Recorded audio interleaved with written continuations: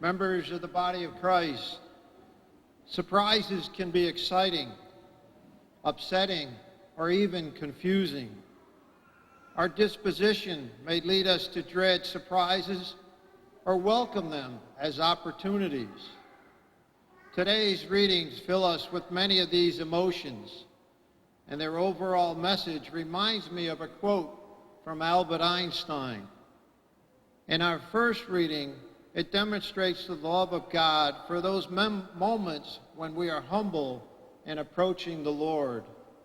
Surprisingly, Solomon was thrust into a position of power without much experience and felt overwhelmed. Being dazed, he may evoke a sense of helplessness, or alternatively, I can deal with this, maybe a confident attitude. Solomon has a realistic understanding of his own ineptitude. And so Solomon turns to the Lord and acknowledges that he is king by the will of the Father, and as such, it is in need of his assistance.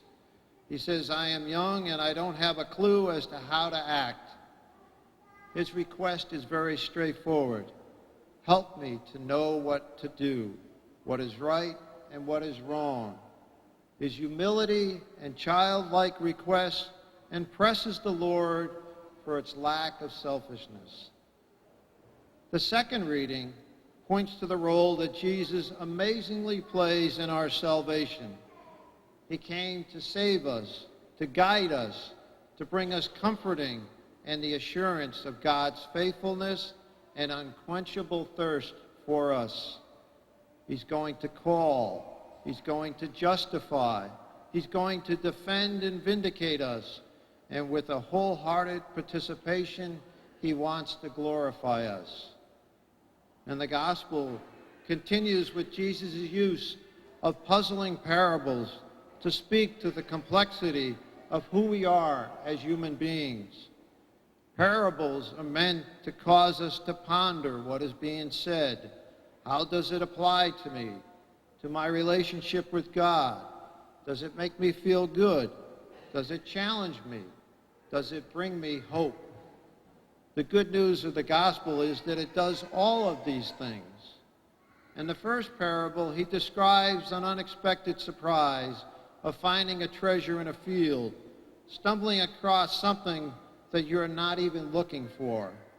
Maybe this is how you found the love of your life, or the vocation for your life, or maybe just a pleasant experience that brought joy to your day.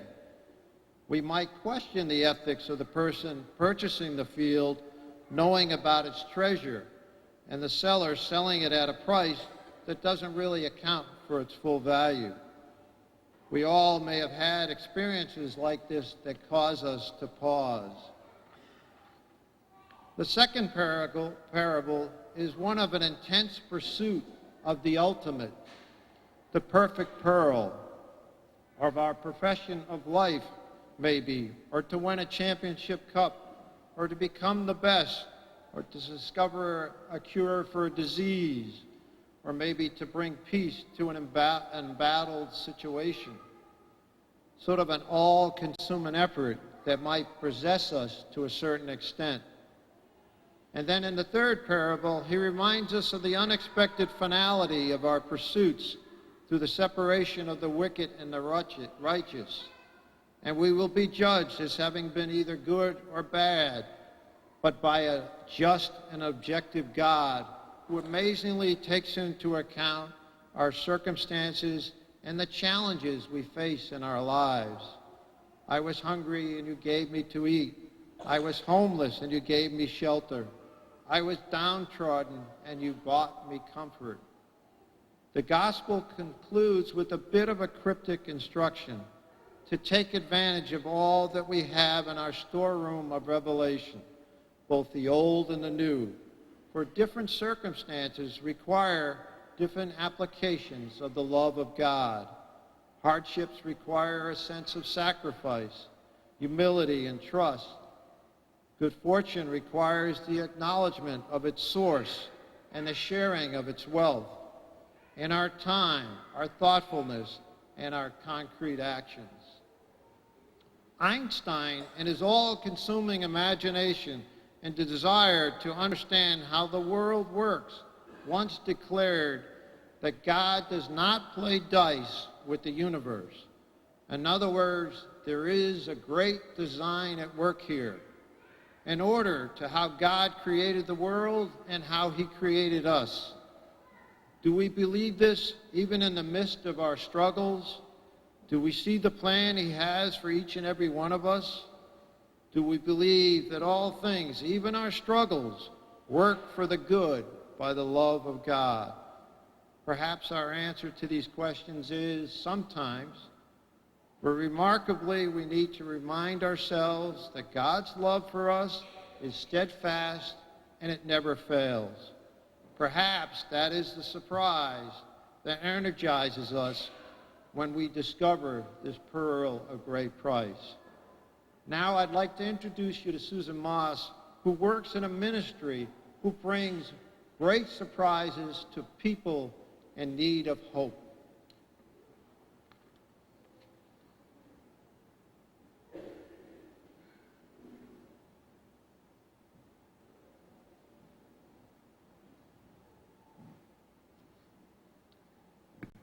Thank you, Deacon Charlie. Good morning.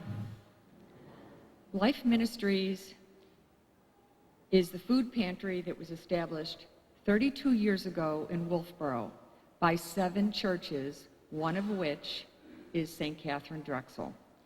And it was established for our neighbors in need. In 2017, we feed 809 qualified families, 1,779 people in 23 towns. Last year, we spent $160,000 feeding our neighbors, including many hungry children. I have a wonderfully compelling letter that one of our clients wrote that talks about her life, her children, and her experience with the Life Ministries Food Pantry. Here are just a few parts of her long letter, which is reproduced in today's bulletin. The day our life changed, I was at my son's piano recital. As my first son got up to play his well-rehearsed piece, I called my husband. What I heard on the other end of the phone stopped me cold. He was waiting for an ambulance to take him to Catholic Medical Center. His heart was functioning at 15%. I was 58. He was 60. We were still busy raising 6 of our 13 children, 11 of whom are adopted and facing serious medical and psychological issues. Life was full and it was good. Finances were the furthest thing from my thoughts. But in the months to come, they would become a daily struggle. My husband's heart had been damaged beyond repair. We would go 1 year without income before his Social Security benefits would become effective. Eventually, I would ration food. I would buy a gallon of milk, water it down 50%, and allow the boys a glass of milk and some for their cereal. In order to have money for food, we would discontinue our TV and cable. 8 of us would squeeze into a 6-passenger sedan and we would go to church. Daily repairs on the house ended. As the dishwasher and other things broke, they stayed broken, but the boys still needed to eat. At Bible study, I had moments when I broke down. I didn't mean to. We still felt blessed. We've always been a family that counts our blessings, not our misfortunes. While at church one day, I was taken aside by my pastor. He introduced me to a gentleman who was one of our parishioners. He volunteered at the food pantry in Wolfboro. I felt tears well up in my eyes. It was pride. Never had we needed assistance, but they were also tears of relief. Here were people who so tenderly offered help, I went to the food pantry that Wednesday after I spoke to the volunteer. He met me in a room, put his arm around my shoulder and held me close, knowing how uncomfortable I felt. He took me directly into a small room where there were other volunteers working. Everyone was upbeat, happy, and so willing to help. I even managed to smile. I have not missed a week since that day. They feed my family of 8. My boys can have 2 bowls of cereal and juice if they want, along with 2 pieces of toast and, hey, maybe a piece of ham and some eggs. In the freezer, you can find several choices of meat that can be prepared for dinner. Financially, the difference is huge. After 4 years, our overdue town taxes are almost caught up. We have a budget, very tight, but doable. We have always been blessed, but Life Ministries Food Pantry has allowed us to enjoy our blessings. They are the keystone to our survival. There is no way that we can thank them enough. And when I try, my eyes water up.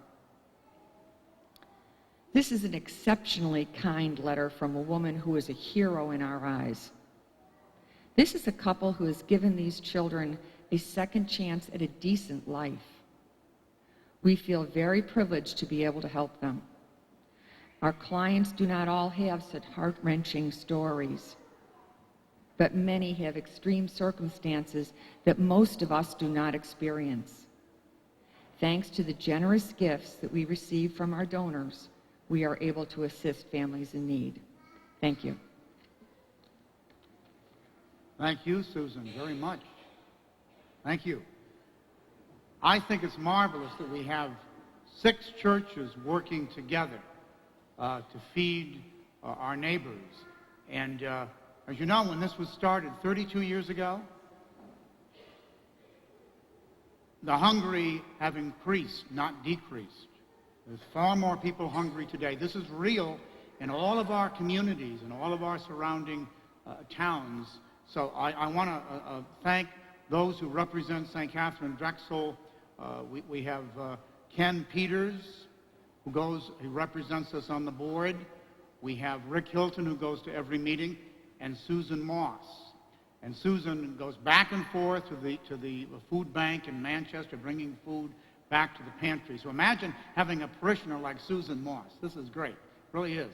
So this is real, folks. There are hungry people in our towns, in our communities, and the budget was $160,000, right?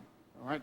So there's no collection, but in your pews you'll find an envelope, Life Ministries Food Pantry, and after Mass there's a basket at the entrance of the church, a little basket at the side, and if you can help, would be sorely needed, be greatly appreciated. Also, in the bulletin, the insert, if you want to get involved, if you want to volunteer at the pantry, there's telephone numbers to contact.